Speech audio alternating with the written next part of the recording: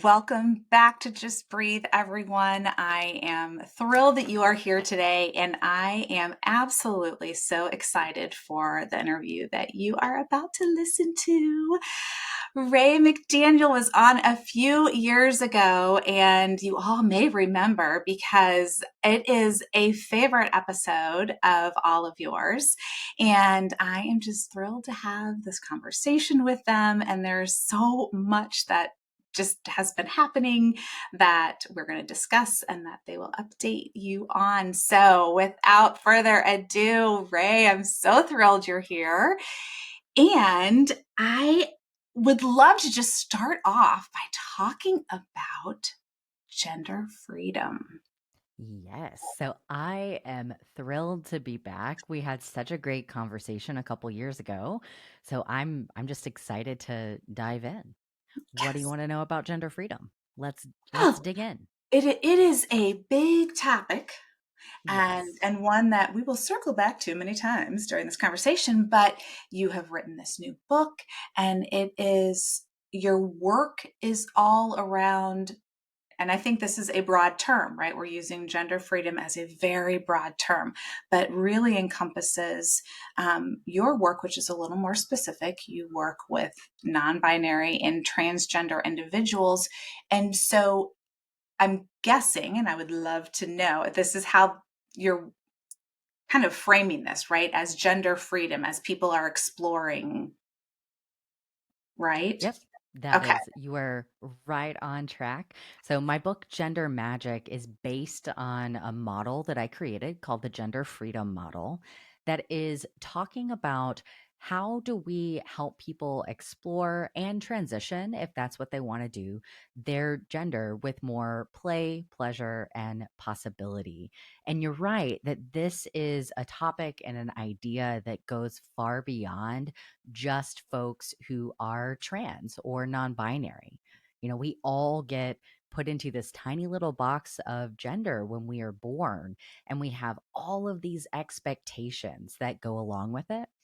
And so many people never really take the time to question, hey, is how I am expressing my gender, does it really feel authentic to me?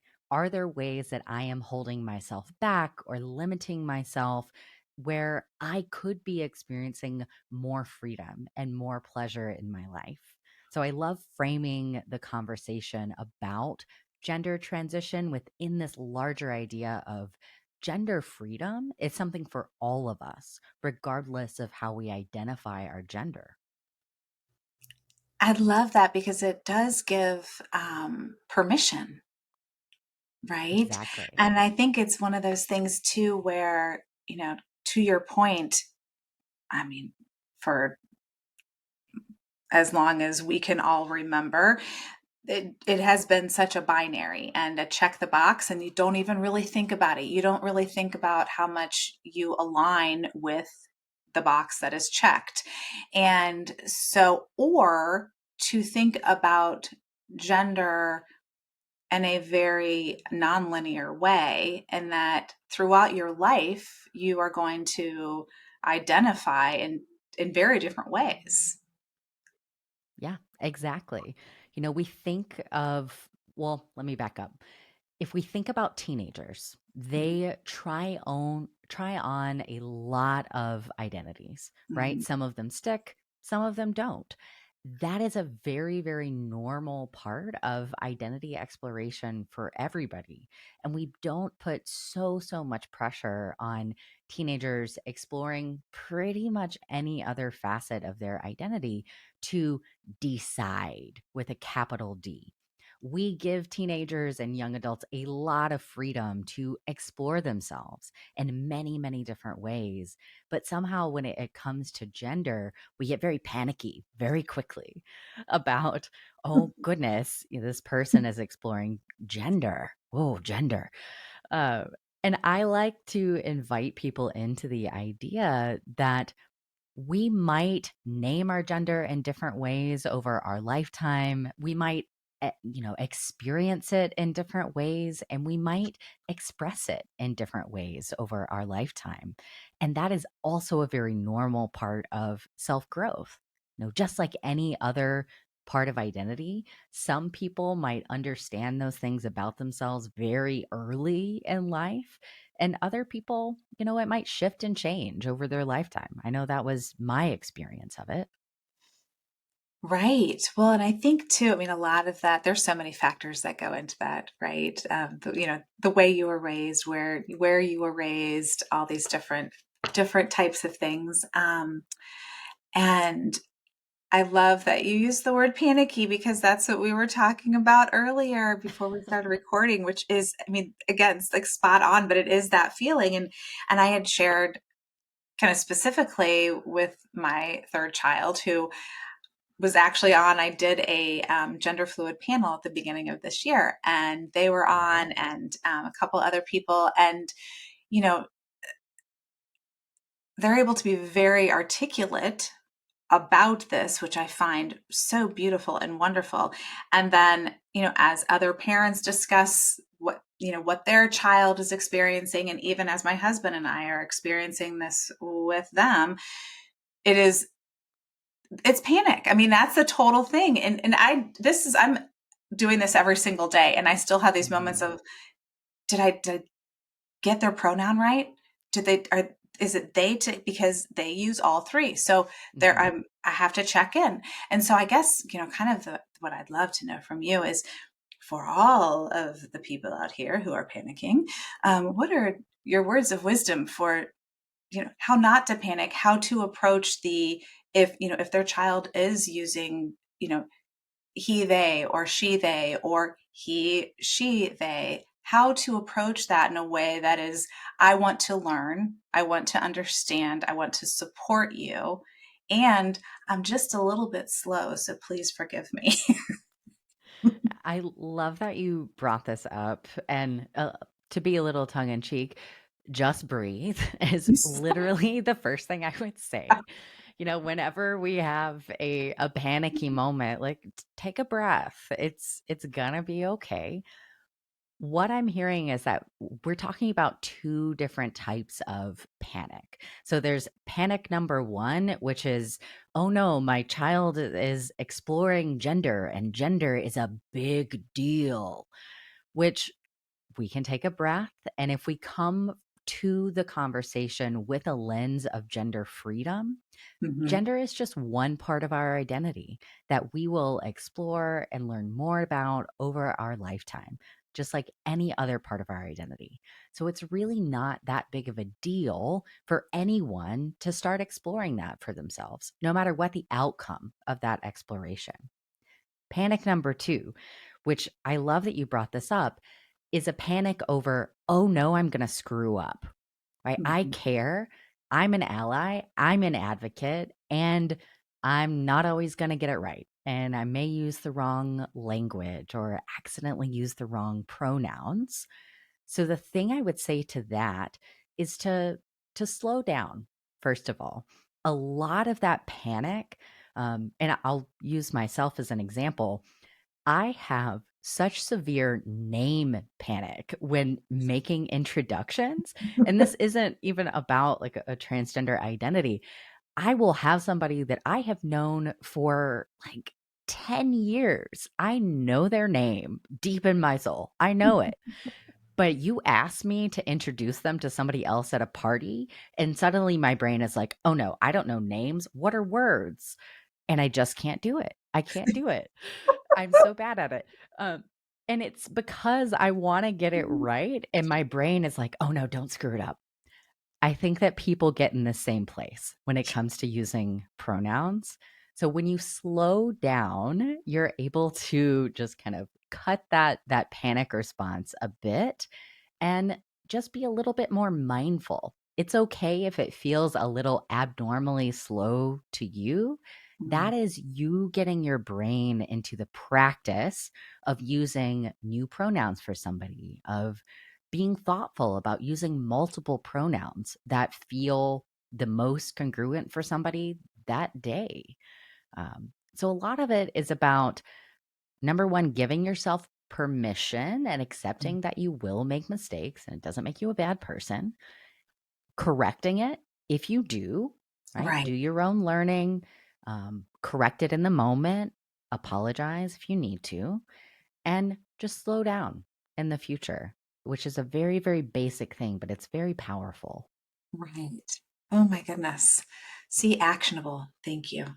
Actionable, actionable, and not the big deal that we all make it out to be. Yeah. Um, I like that there is kind of the theme of permission going here. So I'm going to keep going with that because I want to circle that back a little bit to the whole discussion around the permission to explore gender. And that exploration is something that is not specific to an age or a time in life, that is something that really is lifelong. So as you work with people and as you kind of introduce this, how do you introduce this so in a way that people are like, oh yeah, I need to learn more about this. I need to know this because this is such a hot topic, and a lot of getting a lot of negative, icky stuff, Right. which is a really nice way to say it. But how do we, how do you approach this as you're doing your teaching? It kind of depends on the audience. So if Sure. someone is starting out from nothing, I will usually talk about the huge diversity of biological sex and biology and how we have this entire assumption of a gender system that is a binary gender system built upon an assumption that there are two fundamentally different biological sexes. And in Gender Magic, I have an entire chapter that is debunking this myth and inviting people in to consider the vast diversity that we already know about biology and that we are continuing to learn about biology. Oh, And I like to use the metaphor of once upon a time, there was this guy named Galileo who made a really, really wild claim that, the entire universe did not revolve around the earth, that in fact, we on earth revolved around the sun. He was excommunicated, he was under house arrest for the rest of his life for saying something that the science of the day and the kind of religious um, structure of the day, I will say the Catholic Church was saying, no, this is so out of line with how we understand the world that it has to be wrong because we cannot imagine this. right. I think we are in the same place right now where we are learning so much more about biology, about gender, about what it means to exist as humans in the world, and our science is catching up to it. Our understanding of what it means to be humans in the world and our place in it is catching up to that. So we're seeing a backlash right now because it shakes the foundations of what we think we know for sure. So I like to start there. That's my little soapbox. I like that. um, yeah. And then I move on to talking about gender transition and gender exploration as just simply a part of self growth. It is transitioning into the most authentic version of us.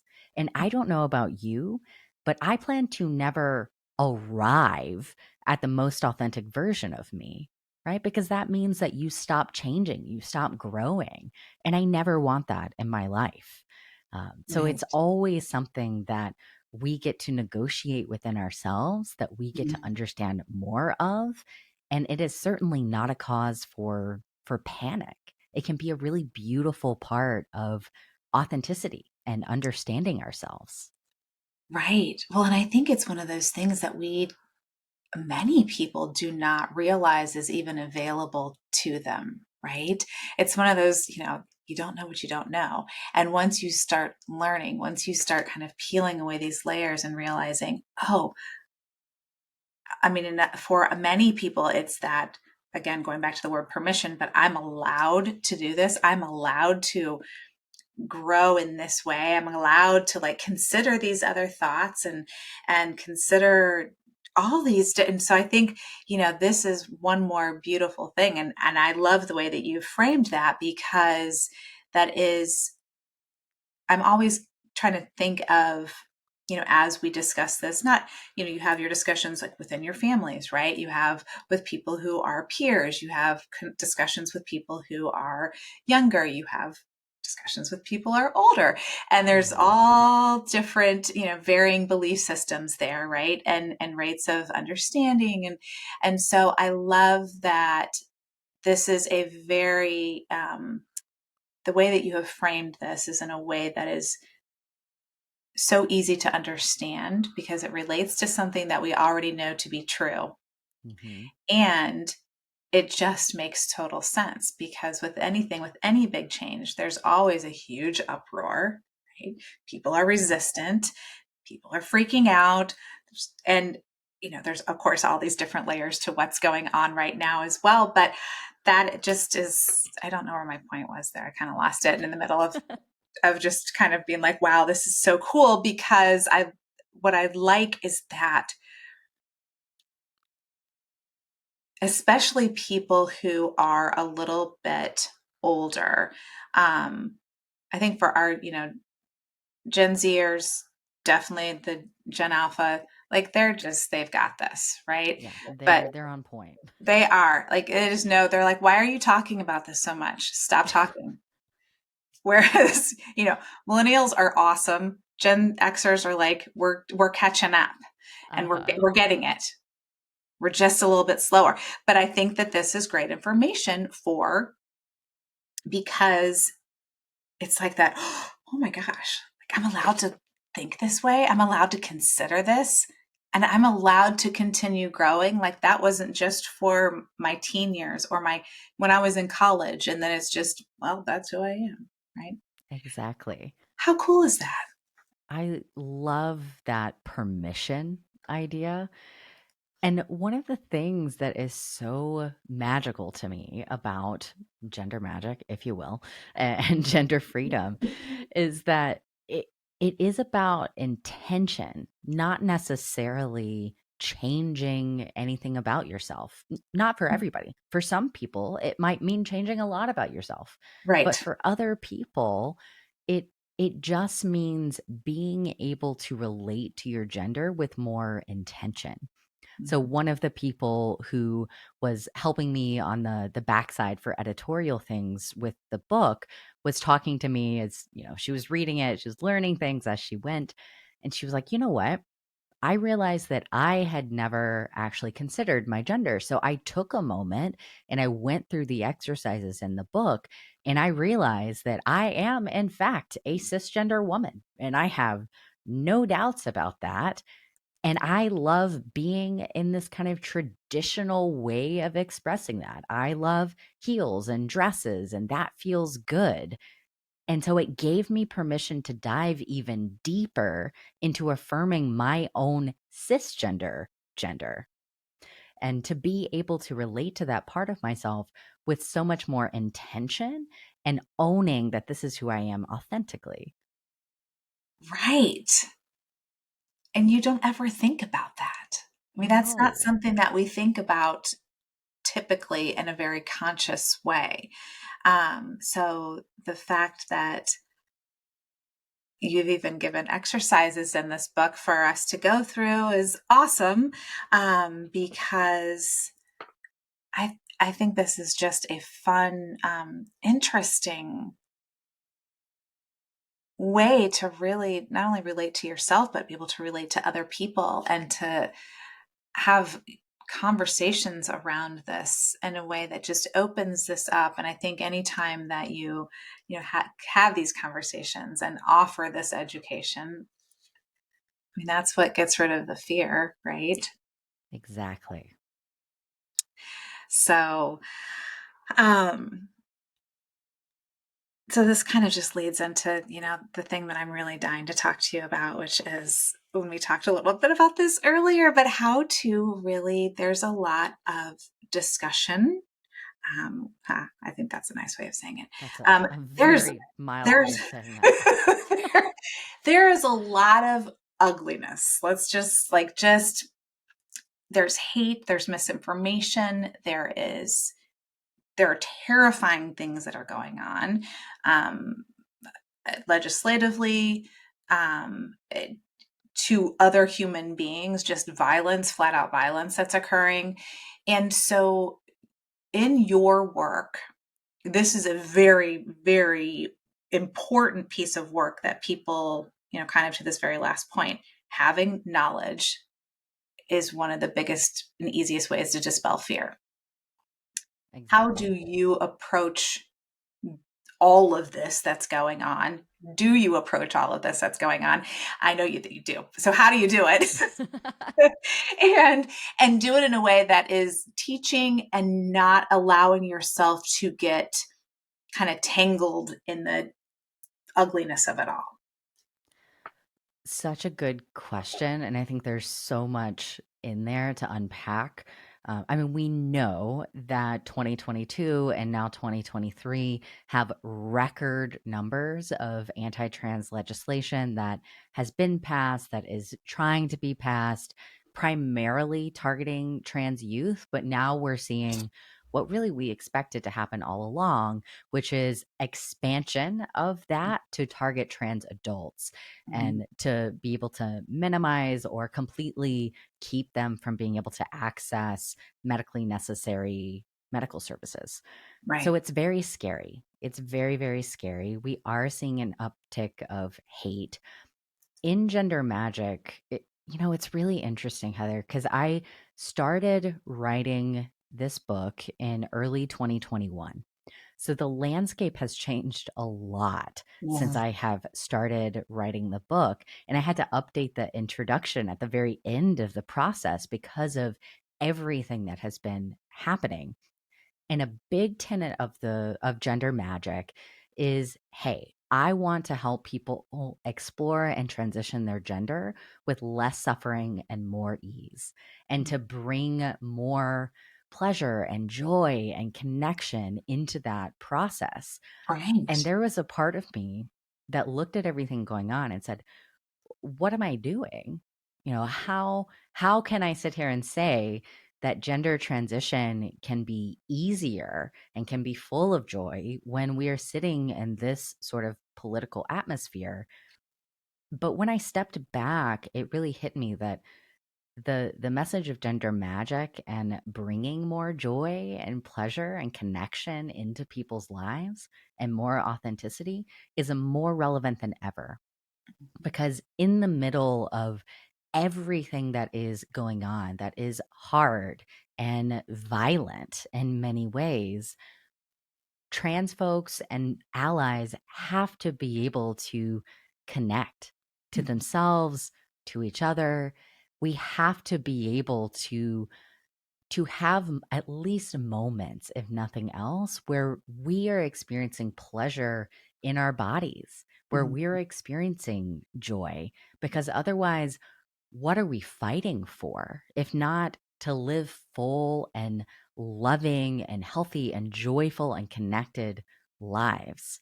So I think that message connects us to our why in a Mhm. huge way that I think is part of the fuel for how do we get through this really, really tough time? How do we recharge ourselves? Right. And what do we do? Um, and maybe that's not a complete thought, but I'm gonna stop there for now. Yes. No, I actually think it is a complete thought, very much so. And perhaps not where either of us thought you would end up, but I think that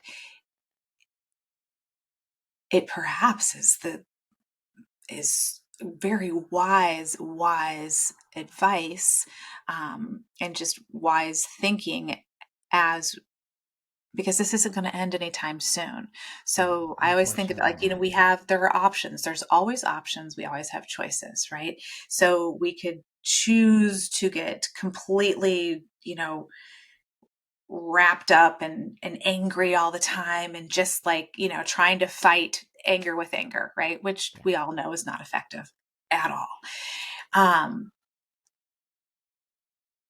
This is a great reminder that taking that breath, right? Yeah. Being educated on the subject and presenting it in a way that is, I think kindness is always a little disarming to those who are so fueled by hate, right? So, putting this out there and just like this kind of consistent, like, well, this is just the truth, right? And kind of paired with that is the connection piece, because that is so Mm-hmm. important, right? Just connecting with all of the people. Yeah. Right, all of those who are, and there's many people who just can't. So I feel like that's, I think that's kind of the job of, allies right now, especially, is there are a lot of people who, if this is, they are frozen by, just fear, and they can't do anything. So it is everyone else's job to step in and get moving in whatever way, shape, or form they can. Yeah. And I love that you said that, because it's so true that this is a huge place where allies can step up. Trans people are going to be involved, of course, Of course. and we're tired. We're really tired. I get Google alerts that I have set up like every day and every week, and it has been an onslaught of anti-trans legislation, which is, to speak to the question of how do we handle this, Right. being able to step away from the media sometimes. It's very easy to get into a doom scroll spiral. Oh, So yes. getting the information you need, because it's important to stay informed, but also shutting it down, like not Mhm. doom scrolling all the time, and creating space to recharge yourself Yeah. too. But this is definitely a moment where advocacy and loud advocacy really, really matters. Talking to your legislature folks, that was not a way to say that. Right. Talking to your lawmakers, Right. um, legislator folks, I Those don't know. people, those people Those that make the laws. those people, talk to them. Let them know where you stand. Mhm. Have conversations with people who are on that fence of interested and curious, but maybe don't have all the information that they need. Right. There is a place for anger in all of this. Of course, there's a lot to be angry about. And when you let that anger eat up your entire life, I don't think it's useful anymore. Right. Exactly. Exactly. And I think that's also a very, very good point, is um, the people that are really the ones that are potentially going to, kind of be tipping points, are those who are curious, are those who are, maybe have never really thought about it up until now. And now right. It's not the people who are spewing the hate, because No, you're just going to be butting your head against a wall with that. there's no point. There's no point there, and you're just going to be defeated and upset, and and that's just kind of pointless. But it is those, people in your life and around you. And so it doesn't have to be, going to your capital, or to, marching in the city square, although if that's something you want to do, by all means do it. But it is talking to those who are just like, I want to know more, tell me more, where can I learn more information? And that's what's going to make a difference. Exactly. So, um, yeah, thank you for weighing in on that, because I think that, I know for sure I have been careful in the way that I've begun to engage in a very public way Mhm. about this. And I know that I'm not the only one that has been thinking, how can I handle this in the very best way, right? Like, how do I do this well? So thank you for your thoughts on that. Of course. Um, I am so thrilled. I'm so thrilled that you are I just loved, and we've already talked about the book a lot, but I'm wondering if there are some pieces of this of gender magic that you really use within your practice, because you do have a practice as well in Chicago, I do. that you work with non-binary and transgender people kind of through their process, and adults, right? Yep, You only work with young adults and older, I correct? do. Okay, Yes. so I mean, this is phenomenal. So if anybody is in the Chicagoland area, this of course will be all linked, and you have to check out Ray's work and what they do. But I'm wondering if you could really kind of circle back to working with um, these wonderful humans. How do they kind of come to you, and then what is your process of really helping them connect with who they are meant to be in this world, right? Ooh, good question, and a big question as well. So I've gotten people at a lot of different places in their journey. I will say that I tend to get a lot of folks who are pretty early on in their journey. They're asking questions like, am I trans? Am I non-binary? Which, once I kind of dig into that, typically what that question means is, am I trans enough? Do I deserve to be able to be my authentic self in the world? Which Right. is that is an interesting kind of process to walk people through. I don't think it has ever happened to me that someone has come into my office and said, "Am I trans?" And the answer ended up being no. Hmm. Because most people who are asking that question have enough information to ask that question. So typically, don't people don't end up in my office unless the answer is eventually yes to Yes. that. So when someone comes in and they are just starting to explore themselves, I make sure that I let them know that there is no agenda here. I talk about the way that I think about gender exploration and transition, which is all about that self growth, right?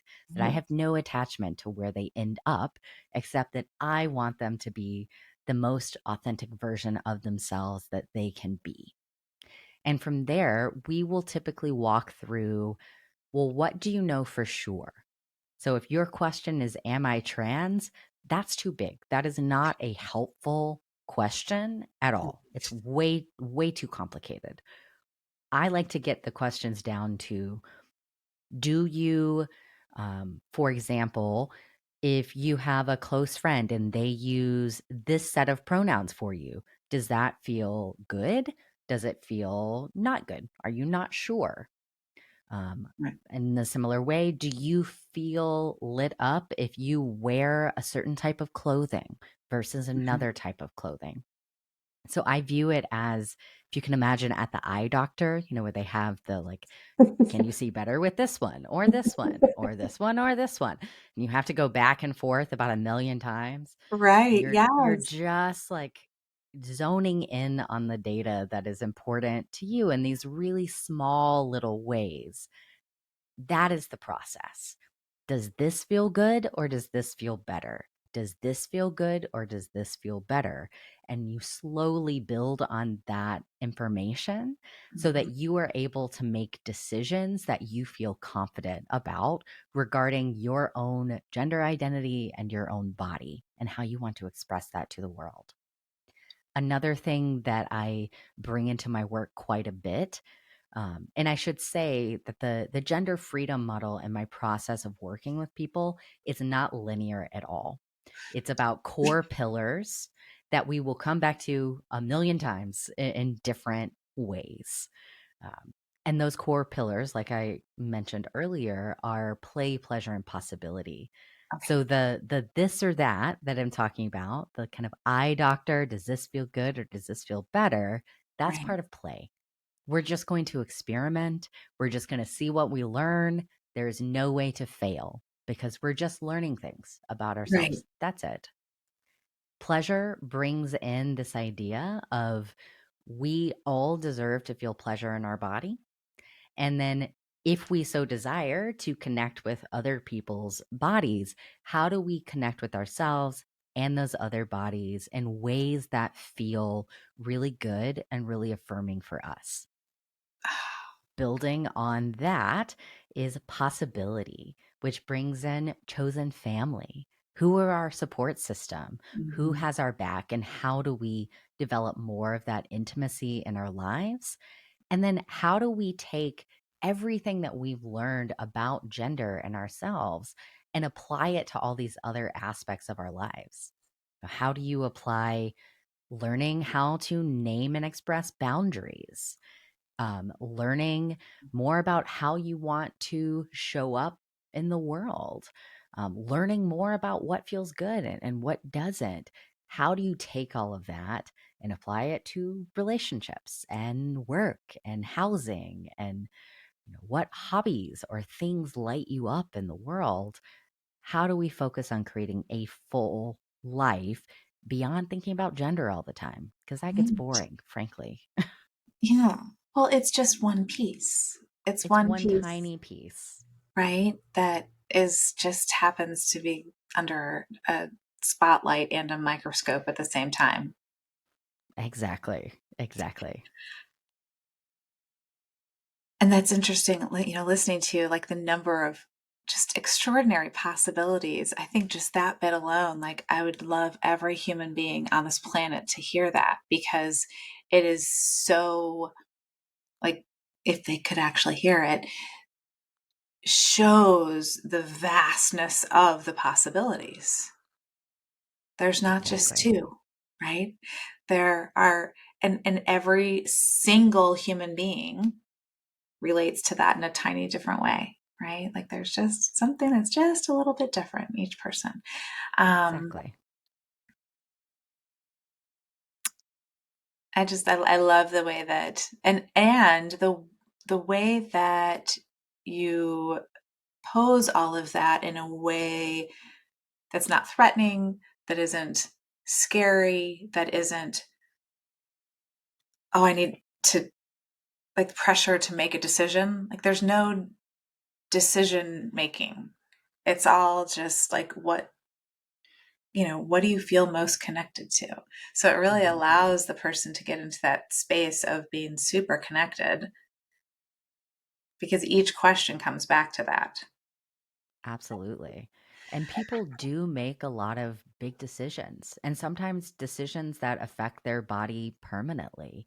And when you approach it from this place of play and one tiny step at a time and just learning more about what it means to be authentically you, you're able to come to those decisions with a lot more confidence. Sure. When you understand your own bodily autonomy and what you might want, there's not nearly as much self-doubt or fear, and that makes a huge difference in someone's experience of exploring themselves and their gender. Absolutely. I mean, once again, information that the entire world needs to know because I think there's such a misconception of, you can walk into your local urgent care and be like, hey, feeling like I need some gender affirming surgery today. Can you load me up on whatever you have? I mean, there's like the amount of misinformation just in that statement is, I know we're both laughing, but it's not far off from what No, people out there think. So this is really, really valuable education for all of us to really understand and take in and think about this is how it works. And how cool is that? And how lucky are all these people to have you? Oh my goodness. thank And that you. you just, yeah, this work that you're doing is so special. It feels special. It really, really does. Wow. I mean, you're a gift and you are a gift at exactly the right time in history. That's what I'm hoping for. I think that gender magic has a lot of possibilities to really shift this narrative in ways that I think are really profound. And I'm Mhm. certainly not the first person to say a lot of this, but I'm the first person to say it in my voice. And I'm Right. hoping that that speaks to as many people as humanly possible, and that we can begin to shift this really scary narrative that is Yes. happening in the world today. Right. Well, just as those narratives take fire and just roll, right? Which that was a dumb way of saying that, but you all know what I mean. Um,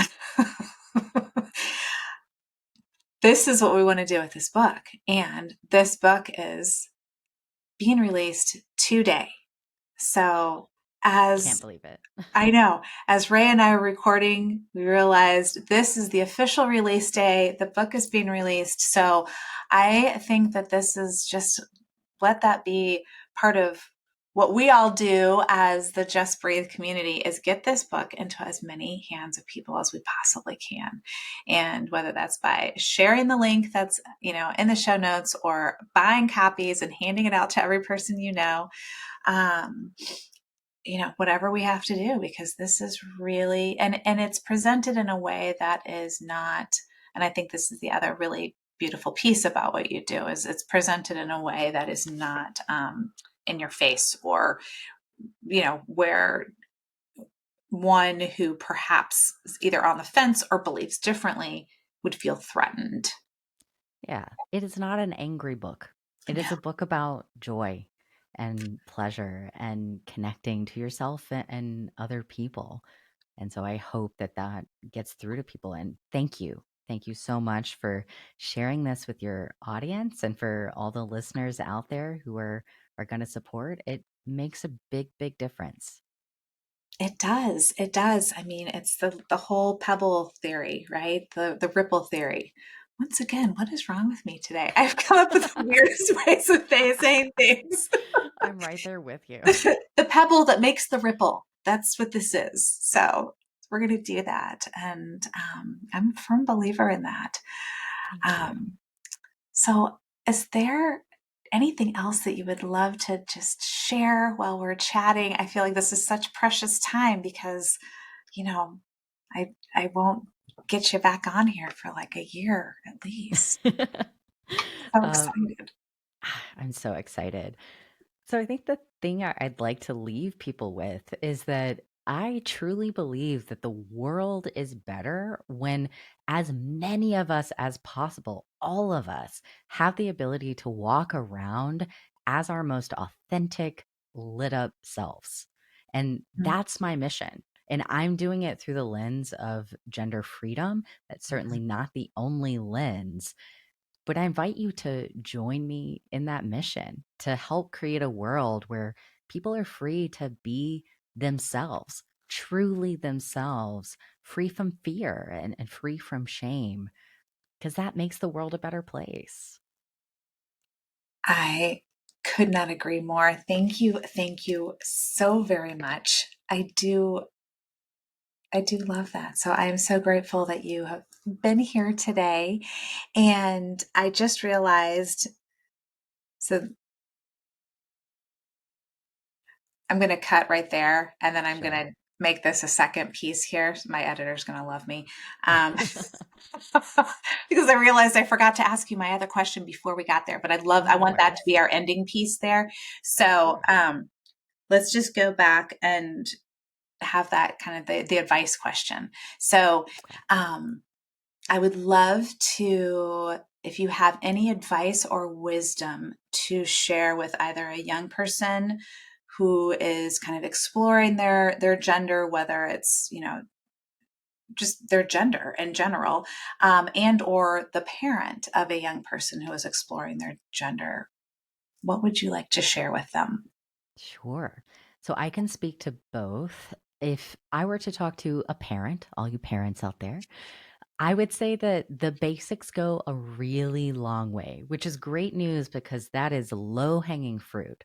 Working on getting someone's name, their pronouns, and gendering them correctly, you're 80% of the way there, which is awesome news. The other thing I would say is especially important right now is to be a loud supporter of loved ones who are exploring gender or transitioning gender or have transitioned, and to advocate for their needs. We're in a world where that's really hard right Mhm. now and in many areas of the country, and we need loud advocates because we're tired.